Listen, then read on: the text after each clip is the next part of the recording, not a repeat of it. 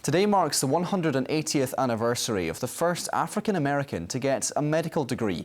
James McCune Smith was born into slavery in the States in 1813 and, although freed at the age of 14, faced racism and prejudice.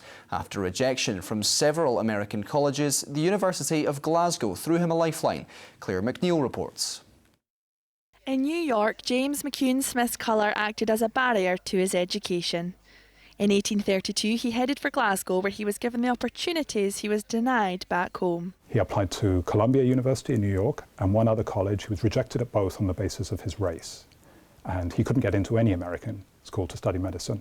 He also applied to Glasgow, which ironically was a far better medical school than the ones he'd applied to in America. During his time at the University of Glasgow, he received 3 degrees. He was the first certified black surgeon in the US, opened the first black-owned pharmacy in the country, and as well as becoming an active abolitionist, published widely on civil rights and medical issues. But despite these achievements, his name falls off the radar. He marries Malvina Barnett. Their children are very light-skinned. Within a few years of his death in 1860, his children appear to be passing as white. So within a couple of generations, his descendants don't even know they have a black ancestor, let alone a very famous one. So he's forgotten.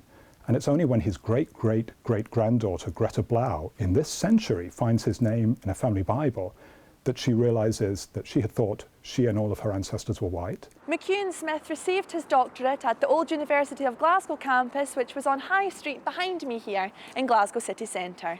His name has fallen somewhat into obscurity over the decades, but his legacy does still live on, and not just in libraries and lecture theatres, but in other, perhaps unexpected places.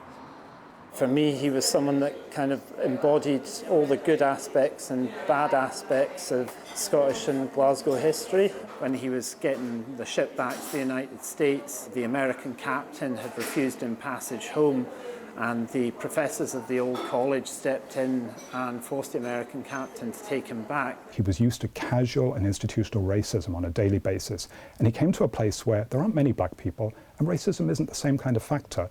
And he was allowed to be the best person he could be.